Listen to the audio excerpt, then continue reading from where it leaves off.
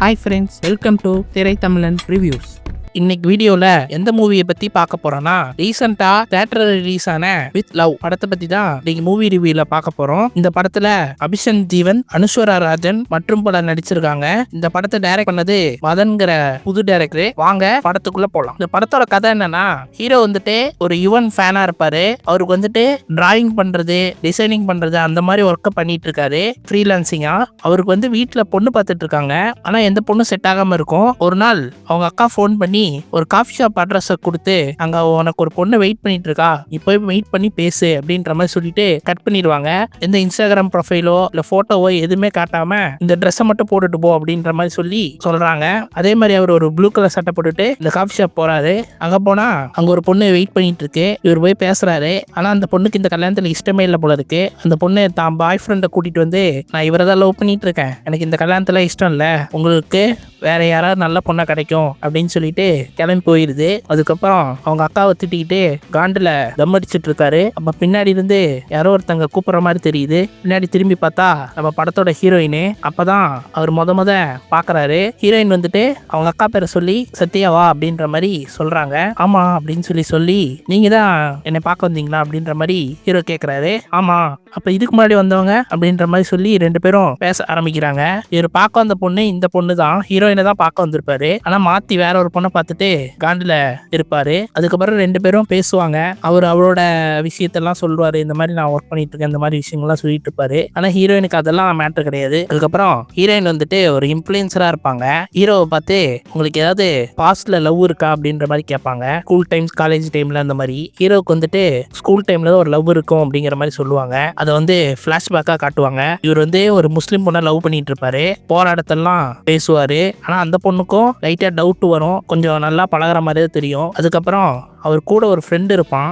அவன் வந்துட்டு தான் லவ் பண்ணுற பொண்ணை லவ் பண்ணிவிடுவான். அதை வந்து கடைசி நாள் ஆனுவல் டே அன்னைக்கு தான் சொல்லிடுவான்.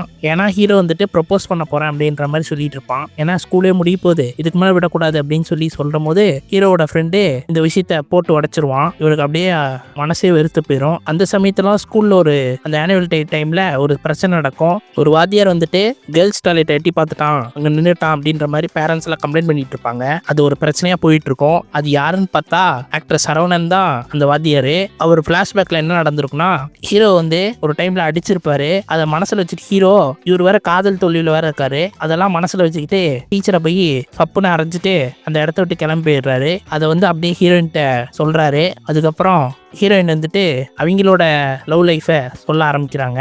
சரியான அராத்து பொண்ணா, ஸ்கூலுக்கு அடங்காம கெத்தா இருந்திருக்காங்க. அவங்க வந்து அந்த ஸ்கூல்லே நல்லா படிக்கிற ஒரு பையனை லவ் பண்ணிட்டு இருக்காங்க. அந்த பையன் சண்டைனாவே பயந்து ஓடி போயிடுவான். அந்த மாதிரி ஒரு பையன். அவனை வந்து இவங்க உருகி லவ் பண்ணிட்டு இருக்காங்க. ஒரு டைம்ல ஒரு சண்டை நடந்துட்டு இருக்கும். அந்த சண்டையை பார்த்துட்டு பயந்து அந்த பையன், அதாவது ஹீரோயின் லவ் பண்ற பையன் ஓடி போயிடுவான். ஹீரோயினுக்கு ஒரே இதா போயிடும். அதை வந்து அப்படியே ஃப்ரெண்ட்ஸுக்கிட்டலாம் சொல்லுவா. சொன்ன உடனே அந்த ஃப்ரெண்ட்ஸுக்கெல்லாம் சும்மா இல்லாம எல்லாத்துக்கிட்டையும் சொல்லி கலாய்க்கிற மாதிரி பண்ணிடுவாங்க.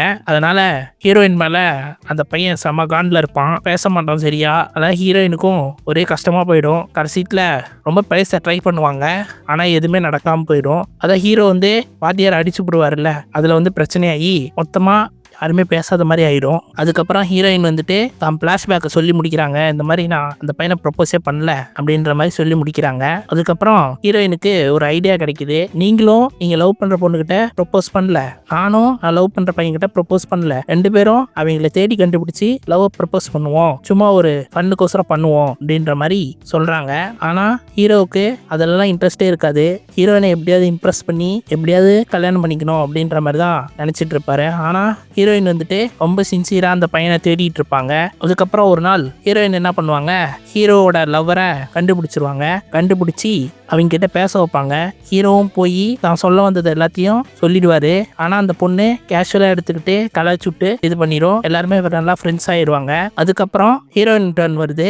ஹீரோயினோட லவ்வரை ஹீரோ கண்டுபிடிச்சிருவான். கண்டுபிடிச்சி அவங்க இடத்துக்கே கொண்டு போய் விடுவான். விட்டு ரெண்டு பேத்தையும் பேச வைப்பான். ஆனா அந்த பையன் ஹீரோயினை தான் ரொம்ப லவ் பண்ணிட்டு இருப்பான். ஆனா அது ஹீரோயினுக்கே தெரியாது. அதை எப்படி கண்டுபிடிப்பானா, ஹீரோயினை வந்து இன்ஸ்டாகிராம்ல ஒருத்தன் வந்து ஃபேன் மாதிரி பேசிக்கிட்டு இருப்பான். அவன் வந்து இந்த ஸ்கூல் பையன் தான். அவன் தான் வேற ஒரு பேர்ல ஹீரோயின் கிட்ட பேசிட்டு இருந்திருக்கான், எல்லா விஷயத்தையும் சொல்லிட்டு இருந்திருக்கான் ஃபேன் மாதிரி. அதுக்கப்புறம் அந்த பையன் ஹீரோயினை பார்த்து ப்ரப்போஸ் பண்ணிடுறான். ஹீரோயினுக்கு ஒண்ணுமே புரியல, இதெல்லாம் நம்ம சும்மா ஃபன்னுக்கோசரம் தான் பண்ணோம், நாம வந்து ஹீரோவை தான் லவ் பண்றோம், இதெல்லாம் தப்பா போகுது அப்படின்னு சொல்லி அந்த பையன் கிட்ட, நான் வந்து ஸ்கூல் படிக்கும் போது வேணா உன்னை லவ் பண்ணியிருக்கலாம், அது வந்து ஒரு டைம் லவ், இப்போ எனக்கு உன் மேல லவ் கிடையாது, எனக்கு ஹீரோவை தான் பிடிச்சிருக்கு அப்படின்ற மாதிரி ஹீரோயின் சொல்லிடுவா. சொல்லிட்டு அந்த இடத்துல கிளம்ப போகும்போது ஹீரோ வந்து அப்பா புரிஞ்சுக்குவான். ஏன்னா ஹீரோவோட அப்பா வந்து கொஞ்சம் சீரியஸா இருப்பாங்கன்னு சொல்லி ஃபோன் வரும். சரி ஹீரோயினை கூட்டிட்டு கிளம்பலாம் அப்படின்ற மாதிரி உள்ள வருவாரு. அந்த டைம்ல ஹீரோயினும் அந்த பையனும் ஹக் பண்ணிட்டு இருப்பாங்க. அதை பார்த்துட்டு ஹீரோ தப்பா புரிஞ்சுக்கிட்டு, சரி அவன் கூட மிங்கிள் ஆயிட்டா, இவன் நமக்கு கிடையாது அப்படின்னு சொல்லி தப்பா புரிஞ்சுக்கிட்டு அழுதுகிட்டு அவங்க அப்பாவை பார்க்க போயிடுவாரு. அவங்க அப்பா இருந்துட்டு கொஞ்சம் உடம்பு சரியில்லாம தான் இருப்பாரு. அதுக்கப்புறம் அவங்க அப்பா கஷ்டப்படுறதெல்லாம் பார்த்துட்டு அப்பாவுக்கு ஏதாவது நல்லது செய்யணும் அப்படின்ற மாதிரிலாம் அவங்க அக்காட்ட சொல்லி புலம்பிட்டு இருப்பாரு. இந்த பொண்ணு என்னை ஏமாத்திடுச்சு அப்படின்ற மாதிரிலாம் சொல்லி புலம்புவாரு. அதுக்கப்புறம் ஒரு நாள் அதெல்லாம் குடிச்சுட்டு இருக்கிற ஃப்ரெண்ட்ஸுங்களுக்கெல்லாம் ஃபோன் பண்ணி வர வச்சு சாவ போகிறோம் பில்டப் பண்ணிட்டு இருப்பாரு. எல்லாரும் வந்துட்டு நீங்களாம் இதுக்கு வந்திருக்கீங்கன்னு சொல்லி அடுத்த நாள் காலையில் போதை தெரிஞ்ச பிறகு கேட்பாரு, நீ தானே எல்லாத்தையும் கூப்பிட்டு வர வச்ச, இப்போ வந்து உனக்கு ஒன்றும் புரியலையா அப்படின்ற மாதிரி கேட்பாங்க.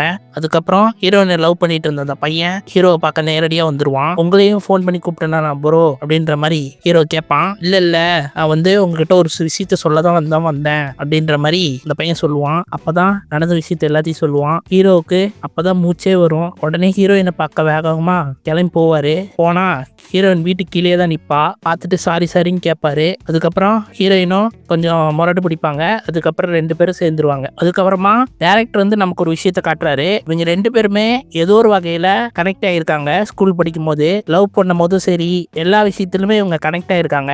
அதெல்லாம் காட்டி நமக்கு சர்ப்ரைஸ் பண்ணி இந்த இடத்துலயே இந்த படத்தை முடிக்கிறாங்க. மொத்தத்தில் இந்த படம் எப்படி இருக்குன்னா செம்மையா இருக்கு. அது குறிப்பா இந்த வேலண்டைன்ஸ் டேக்கு கரெக்டான படமா வந்திருக்கு. ஹீரோட நடிப்பு செம்மையா இருக்கு. அது இல்லாம டூரிஸ்ட் ஃபேமிலியில வந்த 2 கேரக்டரும் சசிகுமாரும் அந்த சின்ன பையனும் இதுல ஒரு கேமியோ பண்ணியிருக்காங்க. ஹீரோட ஃபர்ஸ்ட் படம் மாதிரி தெரியல, ஏதோ 4-5 படம் நடிச்ச மாதிரி இருக்கு. ஏற்கனவே டூரிஸ்ட் ஃபேமிலியில நடிச்சதுனால அந்த படத்தோட டைரக்டருங்கிறதுனால ரொம்பவே தத்ரூபமா நடிச்சிருக்காரு. ஹீரோயினோட நடிப்பும் செமையா இருக்கு. அவங்க ரியாக்ஷனு அதெல்லாமே செமையா இருக்கு. அவங்களுக்கோசரமே இந்த படத்தை இன்னொரு டைம் போய் பார்க்கலாம்.